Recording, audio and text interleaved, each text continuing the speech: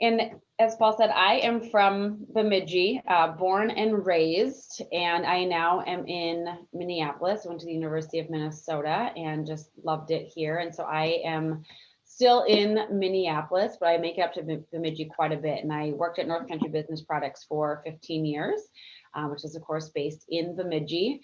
And through that time, I just kind of found out what I liked and what I didn't like in a career, and kind of made my way over to Keystone here in the last 6 months. And it's been just a really great transition for me. And I've just been having a lot of fun, and I get to do things like this and talk with people about leadership and about helping make our companies better, stronger, more resilient organizations. And a lot of people think about changing careers in the middle of a global pandemic, and it seems a little crazy. But this is what I was called to do. I have absolutely no question that this is what I'm supposed to be doing, and I really, really enjoy it. So the fact that I get to be here talking with all of you is truly a treat. So I appreciate you guys attending, and I look forward to the conversation. So again, I know there's some people who just joined. If you can pull down from the chat link, from the chat area, there's a link you can copy and paste it into your browser, and then just do the open in desktop, and then save it onto your computer. And then as we go through this, there's a couple different areas where we'll do the worksheet. Now, again, if you want to print it out, if that's your style, that works too. So with that, let's get started. So the title of the workshop is Conscious Leadership for the Here and Now. Some people talk about the new normal, and I am just very opposed to using the term new normal. To me, things are always changing. Guaranteed, the last 6, 7, 8 months have been quite a bit of change, and a lot has been adjusting from day to day. But that's how life is anyways. There's always changes, there's always new things happening, and we always need to stay on top of our leadership, on top of our companies, on top of our teams, on top of our families, every single day. So there's always going to be change, and there's always going to be something different going on, and we always need to be prepared for that. So conscious leadership is a topic that I think is really important to be talking about, because it starts with each one of us. And then after each one of us is focusing on this, that's when we can spread it out to our employees, to our teams, to our whole organizations. And that's when we really start to see impact in our businesses, which I know is where a lot of us need to be right now, is how do we level up our businesses? How do we get back in the game? How do we get back to thriving? And that's what this is about. And it's about starting with yourself and about starting with your own leadership. So with that, let's dive in. So conscious, and you can see my screen. Can someone just confirm that? Yes. Leadership. Okay, perfect. So conscious leadership. Leadership has been evolving for years and years and years. And what it is and what is needed is constantly changing, as I was talking about. And this concept now that I'm talking about with conscious leadership is really about being aware of who you are, being aware of how your actions impact others, and then how those actions impact those around them. And so it's really about understanding how it impacts all the stakeholders that are a part of our organization. So whether that's your employees, your teams, your customers, your vendors, your suppliers, this is impactful for anyone that interacts with you and your business. And so it's not about hierarchy, it's not about rank, it's not about any of those things. It's about really building deep trust within your organizations, which we'll get to. What does that look like? What does that mean? What are some tactical things I can do to build trust? We'll get there today as well. We've seen in with the clients that we work with, so we work with clients on business strategy, on their culture, and on their people strategies. And what we have seen within the organizations that we work with is that leaders have been born during this time, and then other leaders have been very, very deeply exposed for their weaknesses. And so this is really bringing out, when you're in times like this, when you're in crisis mode and you're just trying to trudge through every day, you really get a picture for who people truly, truly are. And that's what we're seeing come out in a lot of organizations. So the definition that comes from a book called Conscious Capitalism, the definition for conscious leadership out of that book is that conscious leaders focus on the we instead of the me. And they really look at inspiring and bringing out the positive transformation in leaders. And they're not about top-down leadership. It is about results, but it's about the way we go to get those results. It's not a demanding, it's not a my way or the highway kind of an approach. It's really looking at what's a higher purpose of our team, what's a higher purpose of our business. What are we here to do? Not to sell a widget or to sell a service or to whatever it might be, but what value are we really providing?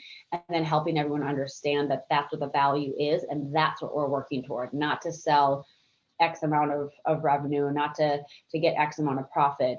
It's about how can we add value to those that we are selling to or providing a service to.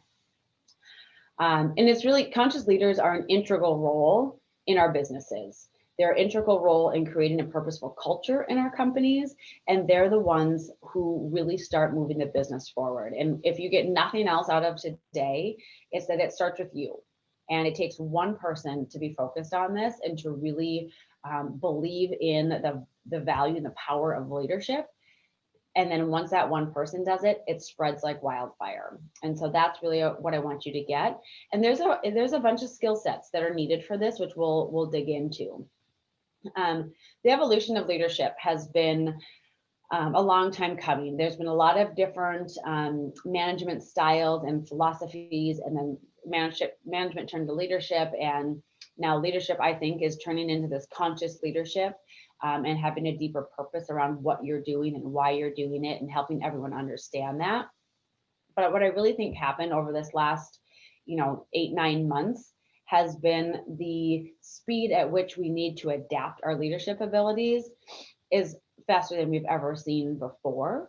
The world was spinning pretty darn fast prior to this, and then now it just seems like it's in, kind of full throttle. And so the need to keep up with this, to change our expectations around leaders, has never been greater.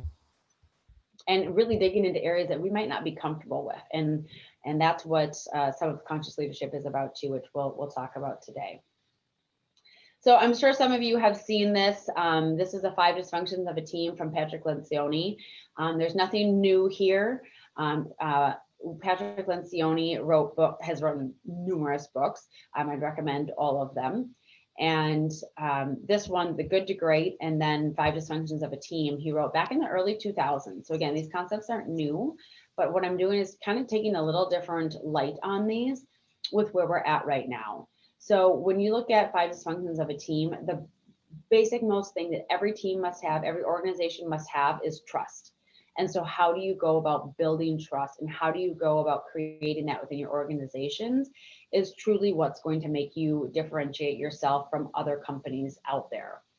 And so then the next step is, how do you go from being a good company that might get results to really being that great company? And I think there's multiple ways to do this.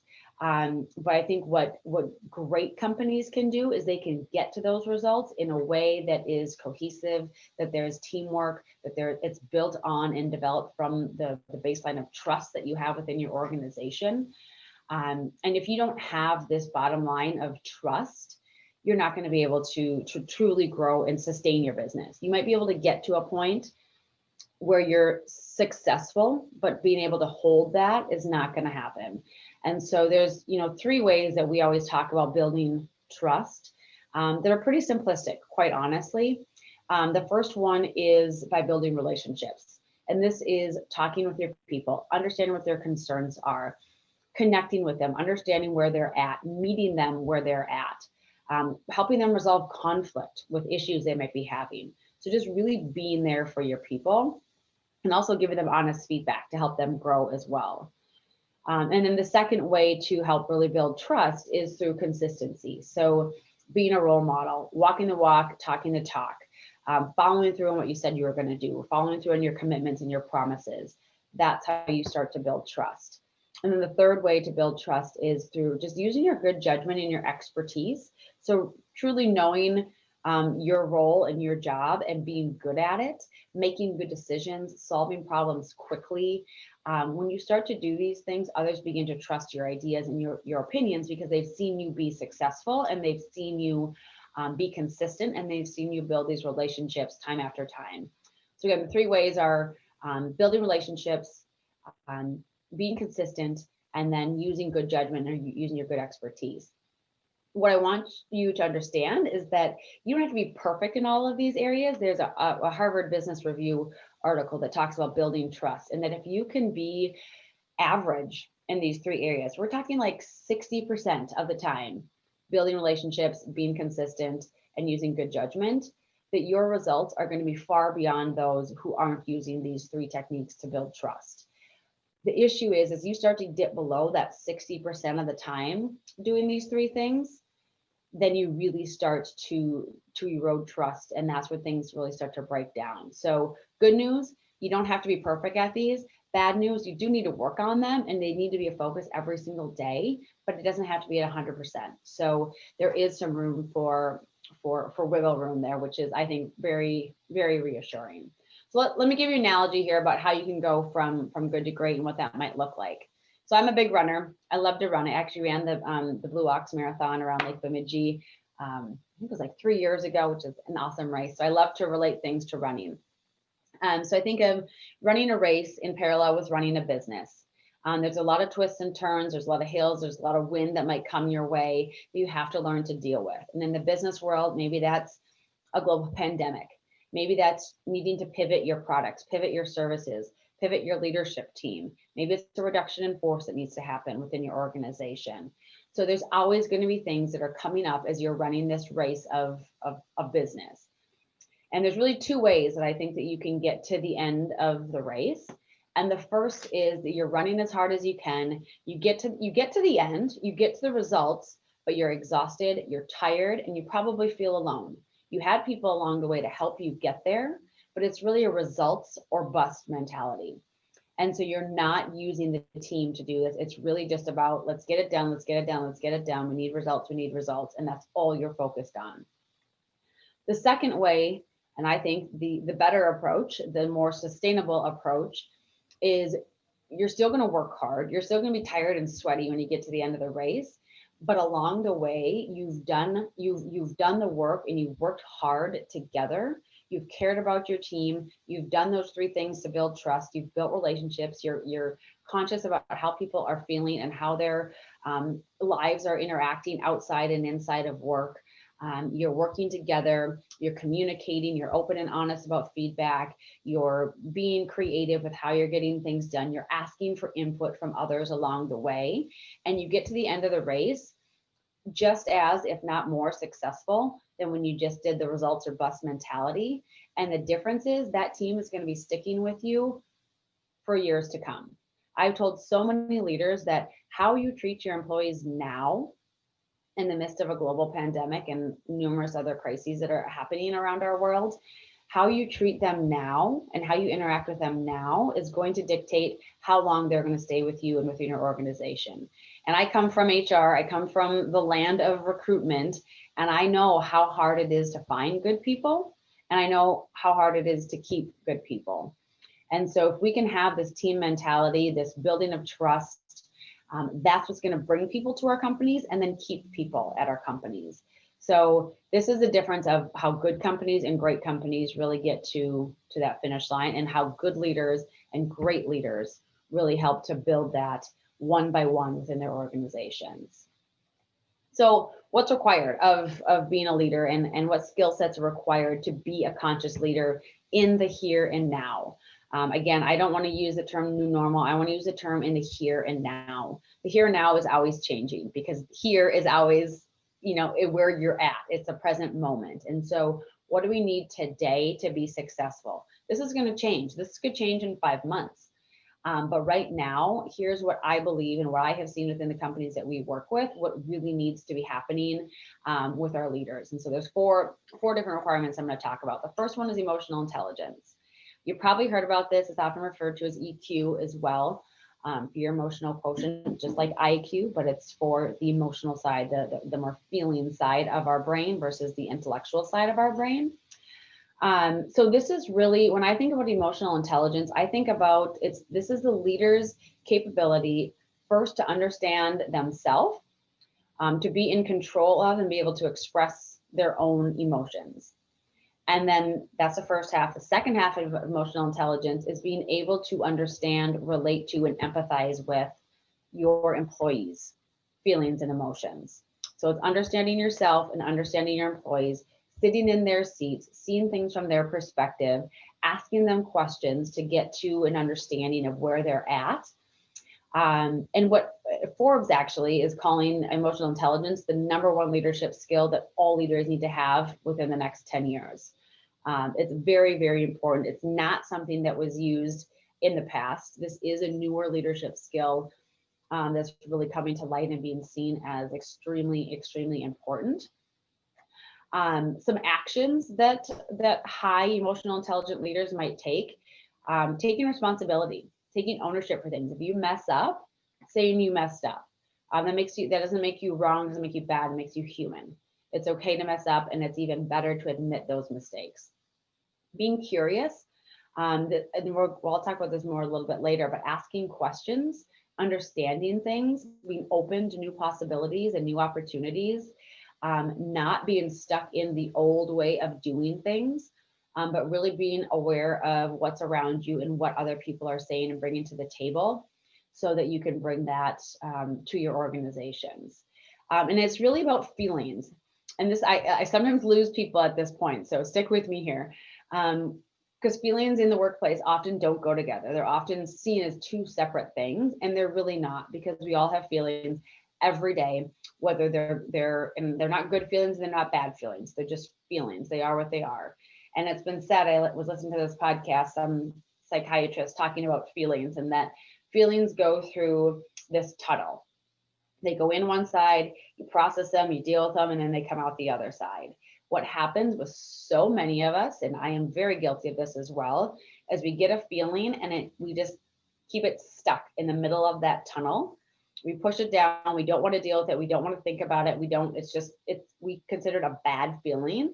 And so we don't want to deal with it. And so it just stays there.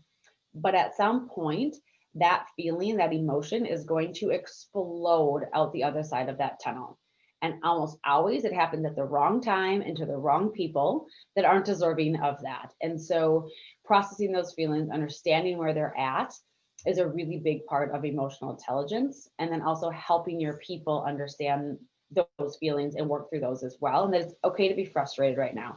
It's okay to be upset. It's okay to feel really, really mad that you're not having Thanksgiving with your family, which is the situation that I'm in. We canceled Thanksgiving with my family, and it's hard, and that's okay to feel frustrated about that. And some people think, well, other people are, getting really sick and they're dying or they're whatever, and I'm feeling bad about, not having Thanksgiving with my family.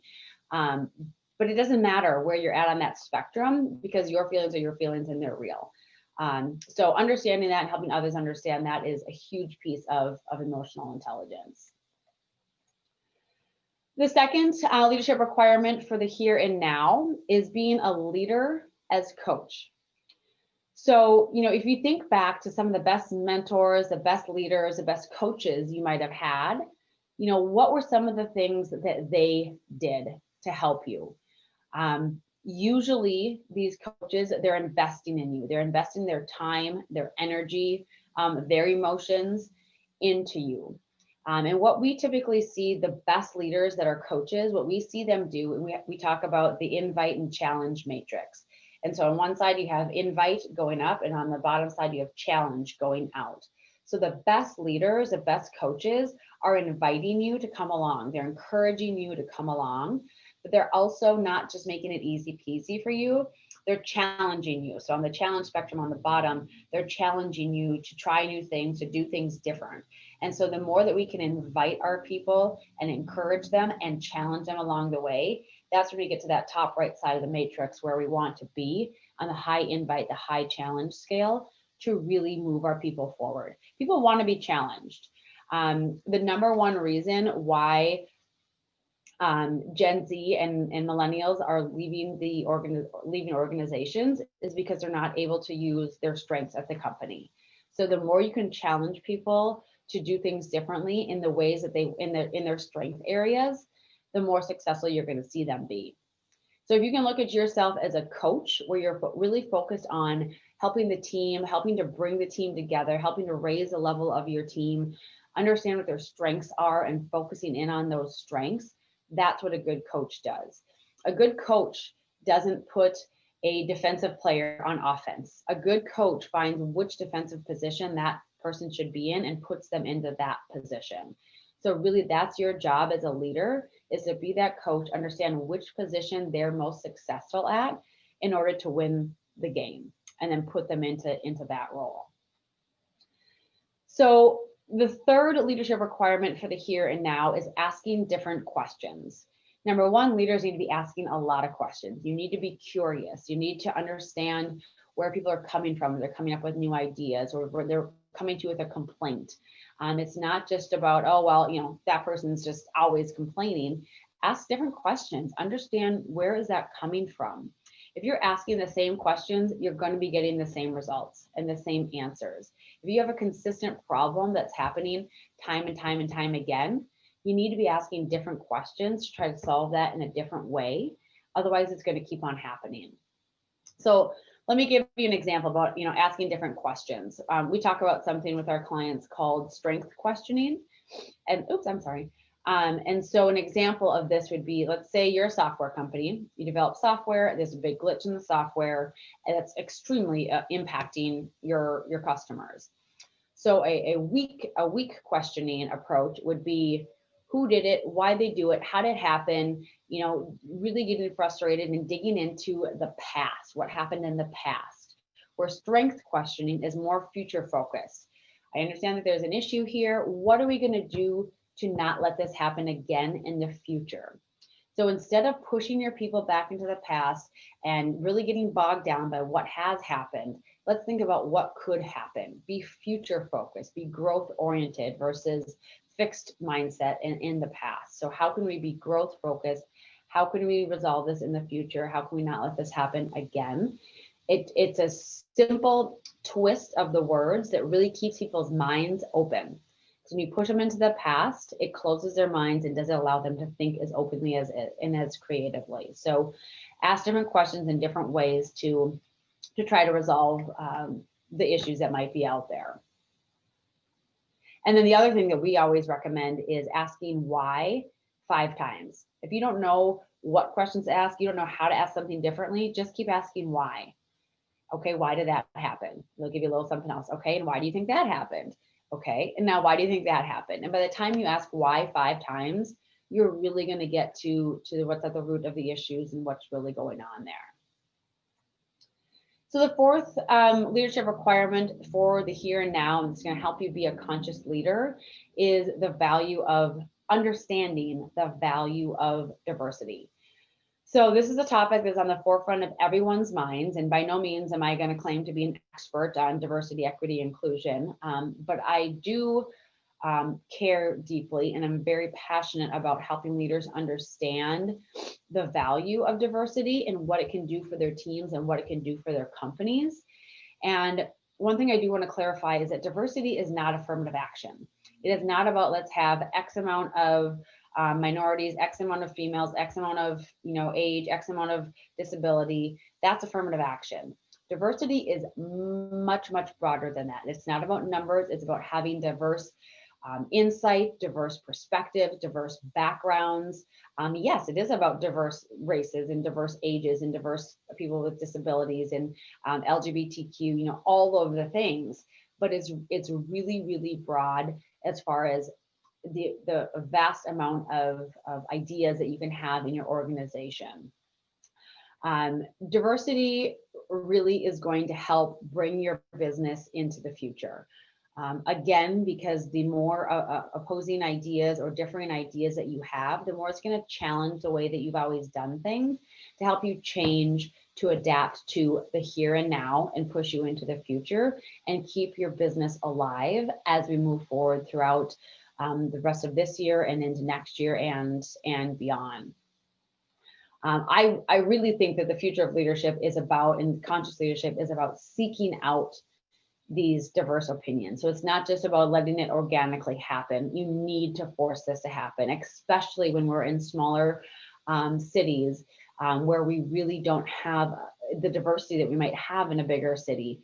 we need to be very conscious about pulling out different backgrounds, different ideas, different ethnicities as much as we possibly can, and making that happen within our companies. It's not going to happen just on its own. It has to be a focus. And so as a leader, it is your responsibility to make sure that you are bringing together a diverse set of backgrounds and experiences, and then also valuing those and really listening to and being open to those ideas and opinions when they bring those up within your companies. And so to me, you know, when you allow space for these innovative thoughts and ideas to happen, that's when you're going to see these unique solutions. And that's really the ultimate value of diversity, is it's going to push your company forward. It's going to give you new ideas and solutions to problems that you've maybe had for years and weren't sure how to solve. And now when you can bring in diverse experiences and backgrounds, you're able to really solve those issues if you're willing to go out and ask for those, seek those diverse opinions, seek those diverse solutions, and be open to the suggestions that people are giving you. So if we use those 4 leadership skills: emotional intelligence, so being stronger with your emotional feelings, being more conscious and more caring with your leadership with others, being a leader as coach, asking different questions in different ways, and then valuing and seeking out diversity.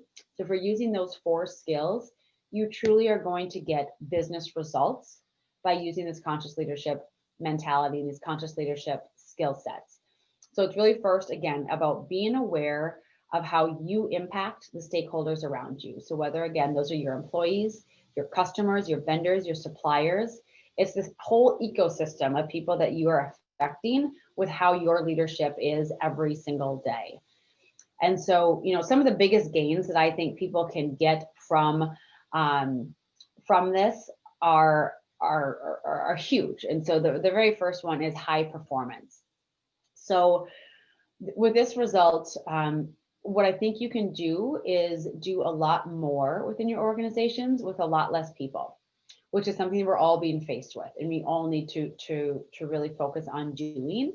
And so it's been said that the average employee only uses 40% of their potential at work. 40%. So to me, we're leaving 60% of someone's abilities and potential on the table every single day. That's like having this huge stack of cash on your conference room table that you just go and light a fire to every single night before you leave the office. There's so much potential that's not being tapped into within our employees because we're not emotionally intelligent. We're not asking them what they want to do, what their strengths are, what they're good at. We're not paying attention to that because we are so focused on running that race and just results or bust mentality that we're not stepping back and looking at the team. How do I support this team? How do I strengthen the strengths of my team? And if we can do that, that's going to raise, of course, the level of performance within our employees. If we can even just raise that by 20%, if we can get them to 60% instead of 40%, think of what that can do for our business. And you really start pushing the envelope. What if we can get them to 80% of their potential every day? What's that going to do for our business? And how many less people are we going to need to run our business if people are running at full capacity? So I'm huge on strengths and really understanding what your strengths are. And then really, and there's going to be things that you're not good at, you're going to have to do in your job every day. Like that's just reality. But the majority of your time spent should be focused on things that you're good at. Because when you're focused on things that you're good at, you're usually passionate about those areas as well. And when you feel passionate about something, it doesn't feel like work. And so you might be working just as many hours, just as hard. But if one path, your kind of the results are bust and you're just kind of doing what you have to do and you're just doing it. Or if you're working that same amount of hours, but you're doing it with the things that you love doing, that you're passionate about doing, you understand why you're doing it and how it's helping the customers, you don't get as exhausted. You don't get as worn out when you're doing things that you're passionate about.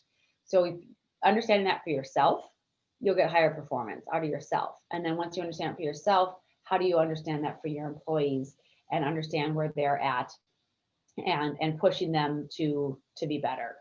So that really is going to, again, start with yourself, raise it up for yourself and for everyone else. Sometimes within organizations, there's an element of fear. People are fearful that if they don't get results or they're being pushed to get results, and the opposite might happen. When they're fearful, They might procrastinate.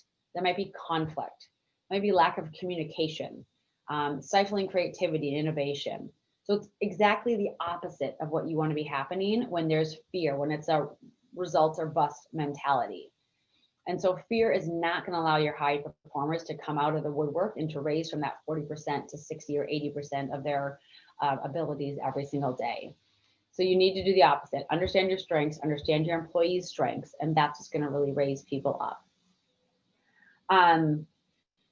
The next business result that I feel is really powered by conscious leadership and some of the results you can get from doing these things is creative thinking and innovation.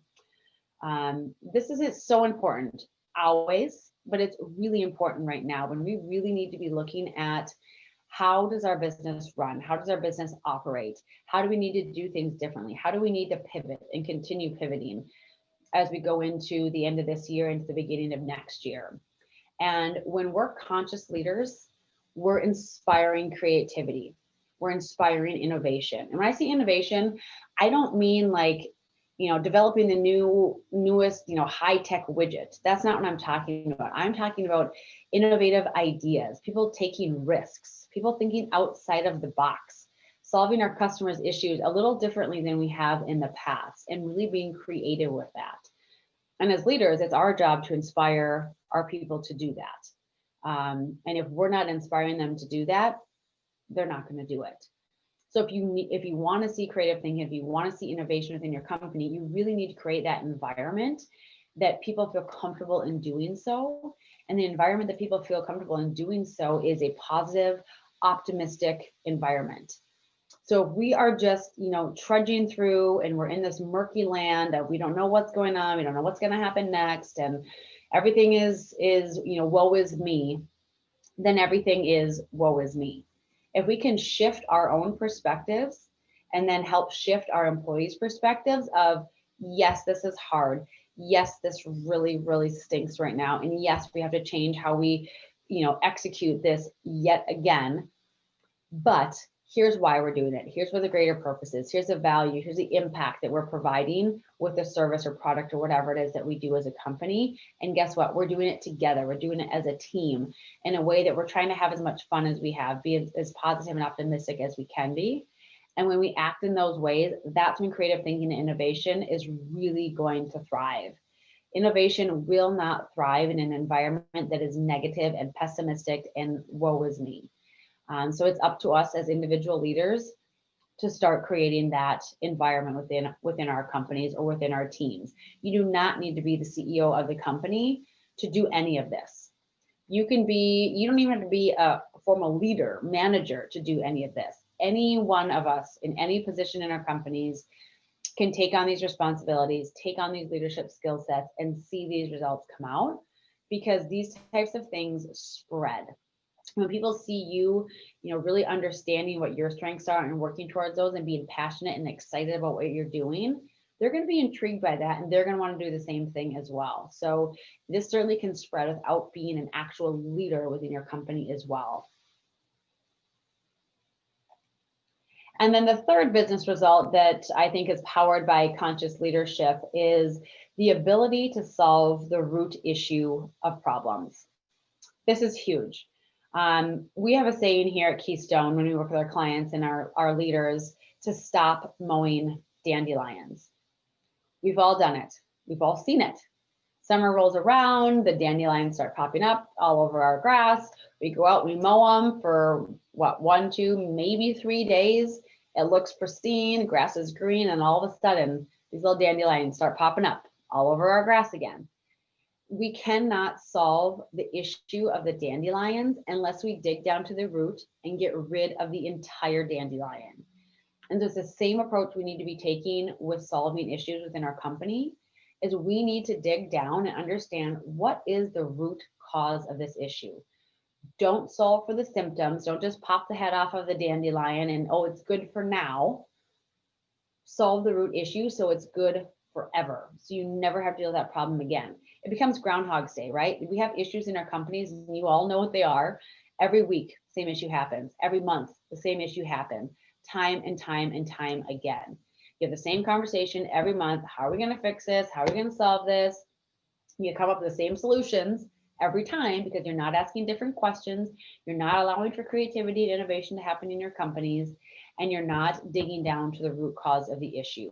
You're solving the symptoms that are on the surface level that everyone can see. What you need to do is dig down and understand what's beneath that. What is the root cause of that? And again, the number one way that I think to do that and why I've seen be successful is asking why 5 times. Continue asking, well, why did that happen? Okay, well, it affects the software glitch situation. Well, it didn't go through the proper testing that it was supposed to go through.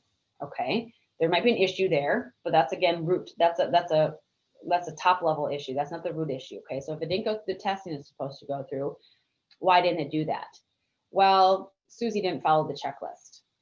Okay, there's an issue, but it's the top issue. Why didn't Susie follow the checklist? Well, she wasn't trained in on where to find the checklist. Okay, we're getting closer to a deep issue there. Why didn't Susie know where this checklist was? Why didn't Susie know? Why wasn't she trained in on where to find this checklist? Well, because the manager doesn't have an onboarding plan for new hires. Okay, so we're getting deeper into the root issues there. And guess what? When we find out that Susie's manager didn't have the onboarding plan figured out, if Susie's manager gets that onboarding plan figured out and follows that, guess how many other issues are going to be solved from getting down to the root cause of that one issue. So it's really cross-functional. You're going to end up solving numerous issues by solving the root cause of one issue. So I cannot tell you the importance of digging down into the root cause of issues and asking why 5 times to truly understand what's going on and solving for that. So you don't have to continue solving for the same thing time and time again. And the other thing too is when you're having these conversations with employees and you're asking them why 5 times, it's not getting defensive, it's not jumping down their throats and not blaming them for things that are happening. It's truly asking why and questioning to understand. It's not questioning to punish them or to make them feel bad, because when you do that, they're going to get defensive and the truth isn't going to come out and you're not going to get to the root cause of that. So the more open-minded you can be, the more not necessarily reserved, but not jumping on people and getting defensive and holding judgments over them for what might have gone wrong, but truly just trying to solve the issue and knowing that if you solve the issue, it's not going to happen again, and then life will be good. People are not going to be open and honest if they feel like they need to be defensive or they feel like they're being judged. So it's up to you again as a conscious leader to understand how your behaviors and actions and words are impacting others when you're going through these questionings. So where do we go from here? This is, and I never have any conversation with leaders without ending with, what do we do? What do we do next? It's great to learn about these things and get a better understanding of these things, but how are we really going to make a difference and make an impact on our leadership? And so that's what I really want to spend the rest of our time doing here, is digging into this a little bit more. I had posted on the chat, there was a URL. If you can copy and paste that into your browser, it should pull up, and then you should have the option to open it in your desktop app. So it'll open it up actually in Word, and then save it to your computer. Because again, this is just a shared document. So if all of us start typing in, it's going to show everyone's typings, and that's not the intent of this. So if you can open that up and save it onto your desktop or print it off, that works too. We're going to go through a few of these things here. Are you able to repost? None of us are seeing the URL. in the chat, did it go away?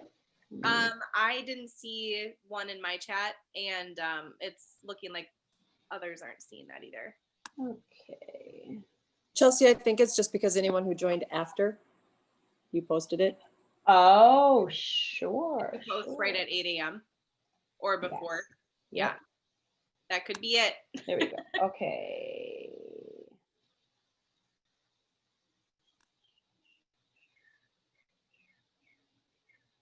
Why am I not seeing the chat? Oh.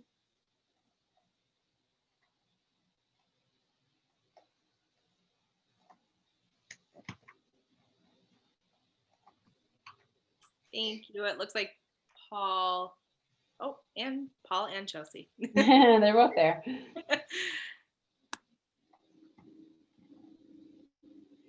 So as people are pulling that up and saving it to their computers, I just want to kind of talk through a couple of the things that are on this document here.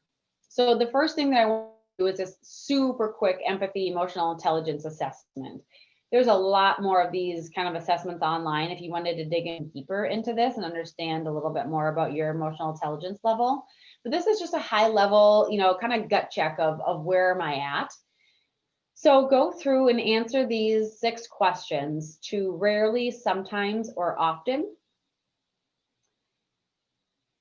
And I'll give you just a couple minutes to go through and do that.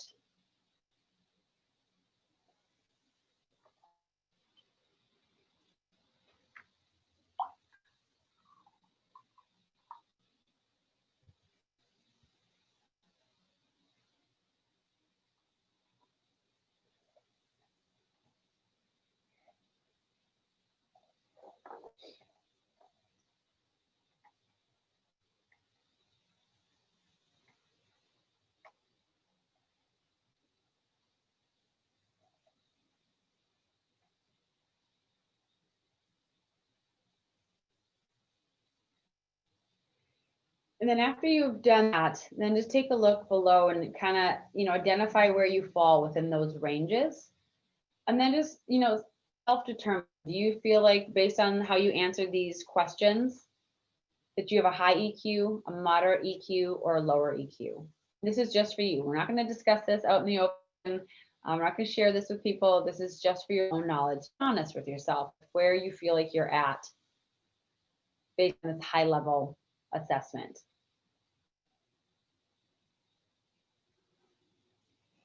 And then based on how you answer those 6 questions and based on what we've talked about so far today, what is one area that you feel you can start to improve today on your empathy and your emotional intelligence?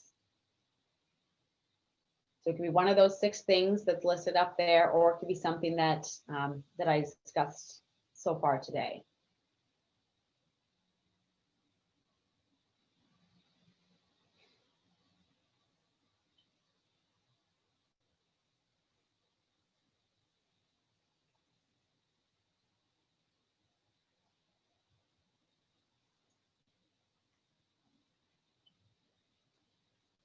And now I go back to, where do we want to go from here? It starts with you. And if you want different results, you have to do something different. You cannot continue to do the same things that you've continued to do for years and hope for different results. That is a definition of insanity. We are not insane people. Sometimes it might feel like it, but we're not. So how do you choose to do something different? Empathy is one area. If you feel like you have a high EQ, great. But guess what? We always can get better because we're never going to be perfect at it. So maybe it isn't EQ. Maybe you feel like you're pretty strong within EQ. Great. What else can we do? If you go down to the next page, there are what I've kind of dubbed the tough questions. And so I would ask yourself to ask these questions and understand where you fall within each one of these. People often ask me, how do you really dig in and understand yourself and understand your emotions and understand emotional intelligence and all of this? And I am a huge fan of mindfulness and meditation. And some people, again, like when I start talking about feelings in the workplace, I start talking about meditation in the workplace, people kind of go, oh, no, here she goes. But meditation and mindfulness can mean 100 different things and can be done in 100 different ways. There is not a right way or a wrong way to be mindful or to meditate. You can take one of these tough questions that I have listed there and spend 5 minutes thinking about it. That's meditation. That's mindfulness. So it doesn't have to be this woo-woo, crazy, creepy, weird thing. It can be very, very simplistic. It can be sitting down in your office, shut the door, close your eyes, just think about one of these questions that's on this list and think through what that means for you as an individual. It can be something deeper than that too. It can be, there's so many mindfulness apps that you can get. Headspace is one, Insight Timer. If you have the Peloton or Peloton app, they have a ton of really great meditations on there as well.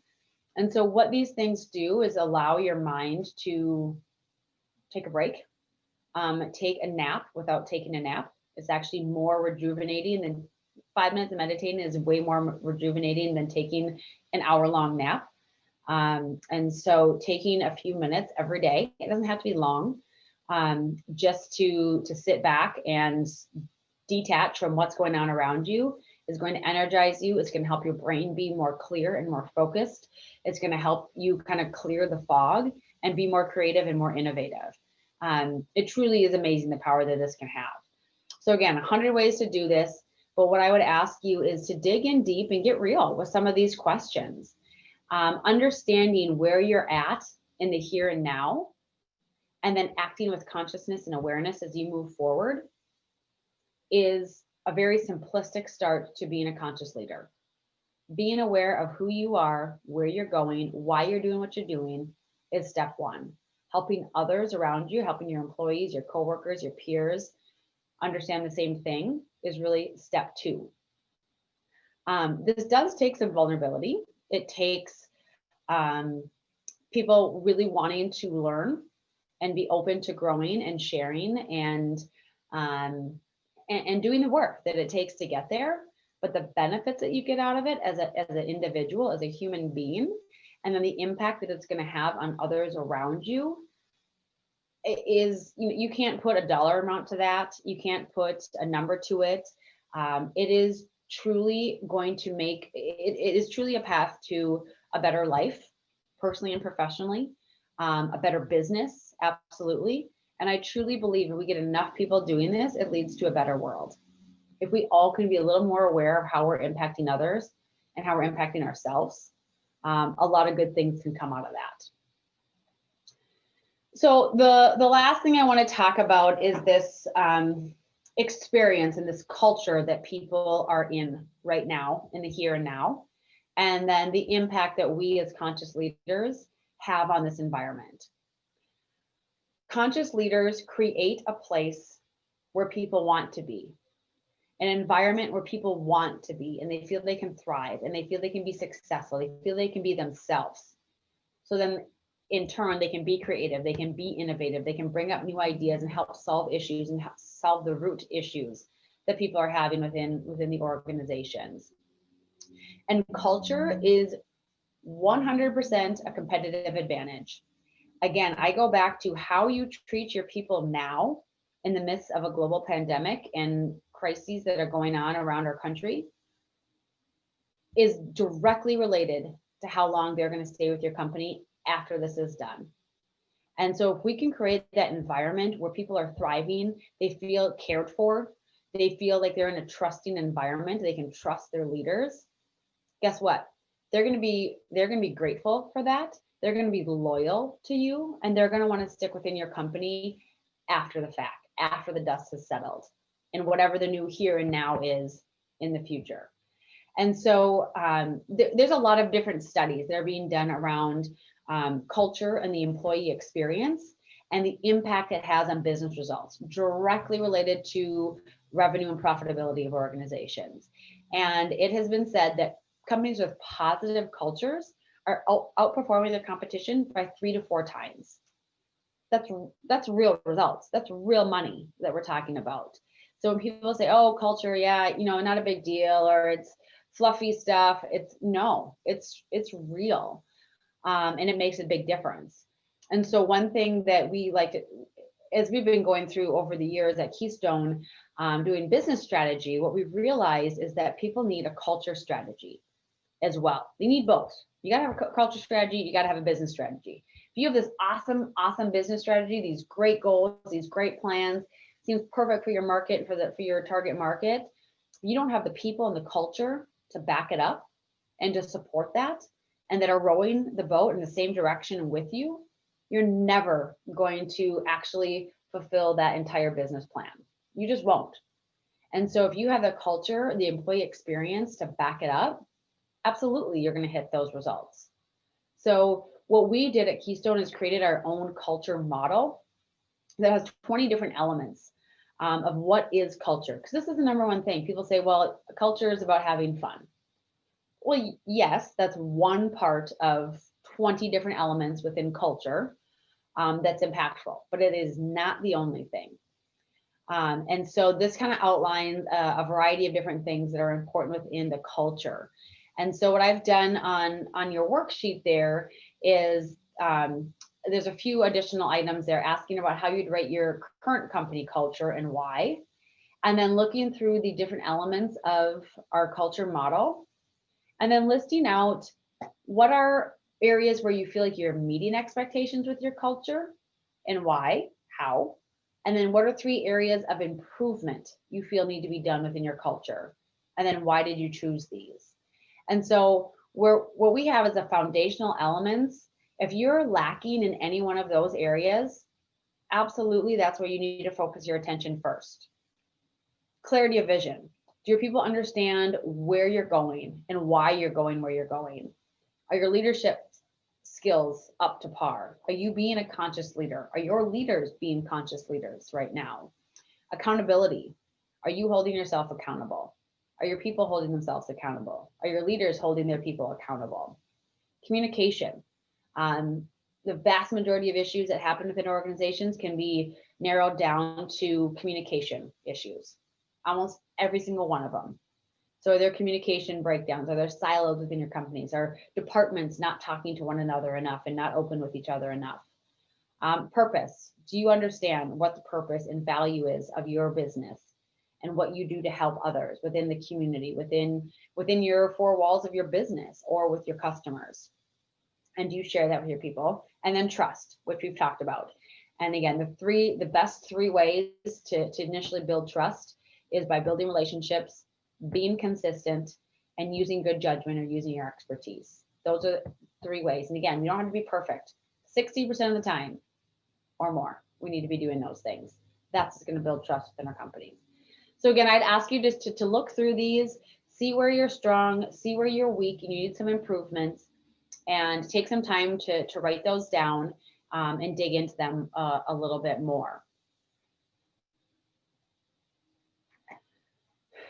So it's a new here and now.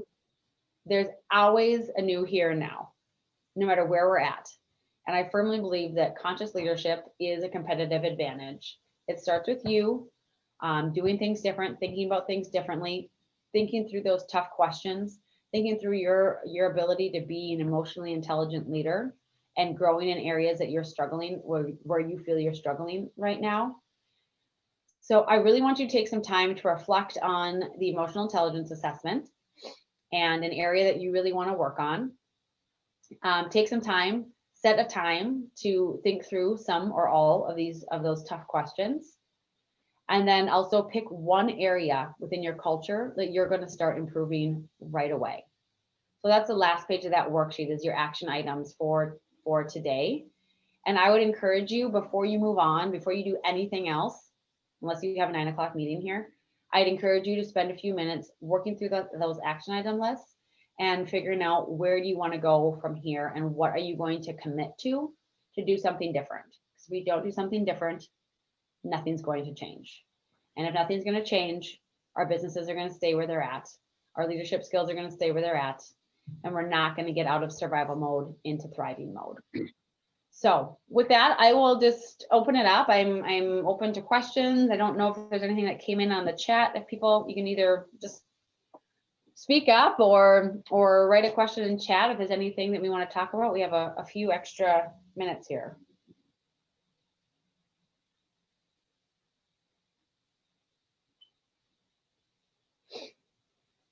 This was awesome, Chelsey. Thank you so much. I Thanks, appreciate Erin. it. One thing I want to talk about, especially as we're going into the end of the year, 2020, we just want to be done with, I think most of us, but we enter into a new year and there are things that are going to carry over. It doesn't just like wipe our slate clean because the clock turns to midnight on New Year's. What can we do now to other than meditation, what are some of your suggestions to do as leaders to kind of refocus, reset, like retrain our minds to think towards a future and wipe that slate clean as much as possible? Yes. Awesome question. I could not agree more. So many people have said, oh, 2020, it's the worst year. Let's just get the new year. New year, guess what? Same problems. COVID's not going anywhere. Our crises aren't going anywhere. They're still going to be there. And so that's what I'm talking about in the here and now with where we're at today. What do we need to do to get beyond this, to get our companies, to get ourselves? Some of us are stuck in this personal rut and feel like we can't get out of it. So I think, the understanding where you're at, understanding where your business or your team, depending what role you play in your company, where that's at right now, and then developing a plan. What is my personal, and I would recommend having two. What is my personal goals for 2021? And I'm not talking about New Year's resolutions. I do not believe in New Year's resolutions. I believe in creating a strategy and then setting milestones to hit. So what is my personal goals for 2021? What are my professional goals? What are my business goals? What is my business strategy for 2021? We always should have business strategies and personal strategies to help us grow and help us move forward, but it's never been more important than it is right now. And realizing that we might need to pivot. We might have this plan and we might need to pivot it, and that's okay. But when we have a plan in place and we have milestones to hit, I'm a big fan of having an annual plan and then have quarterly rocks or quarterly goals to hit. Write them down, hold yourself accountable to them, set meetings on your calendar for each quarter to come back and review. Okay, here's what I did this last quarter. Here's what I'm gonna do this next quarter. All of this working toward my annual goal is. If we have a plan in place, it's the same thing as writing a to-do list. You might be getting all overwhelmed and all up in your head about things and feeling really stressed out. The moment you go and write everything down that you have to do on a to-do list, you just feel better because it's all written out, it's out of your brain and dumped onto a piece of paper. So it's the same thing with our businesses and with trying to move things forward and getting out of this stuck in this fog and this whatever is 2020. Come up with a plan for 2021 and then work the plan. Don't just post it on a wall and forget about it, or yet stuff it in a drawer and forget about it. Actually revisit it every single quarter or more frequently. Anything else? Chelsey, it was interesting in our last session, which was focusing on kind of self-care through the pandemic. We talked about the same issues of kind of backing up and repairing some of those holes and just accepting that this has happened. And forgiveness might be a little strong term, but just accepting it and being able to move forward from that point. And I think it echoes with just what you were saying. I know. And this, just real quick, one other thing with that, with accepting where you're at, is also being grateful and showing gratitude for the things that are good. And we talk about creating that positive, optimistic environment and culture within your company. It starts with talking about the things that are good. Because guess what? Everything doesn't suck right now. There are good things going on personally, professionally, in the world. You got to pull them out though, because they're not blasted in front of you like all the bad things are. So finding things to be grateful for, finding joy in small things helps from an individual perspective, and then helps raise up that level of optimism and positivity within your companies too. So gratitude, accepting where you're at, 100%, those are very powerful things to do. Other questions from the group?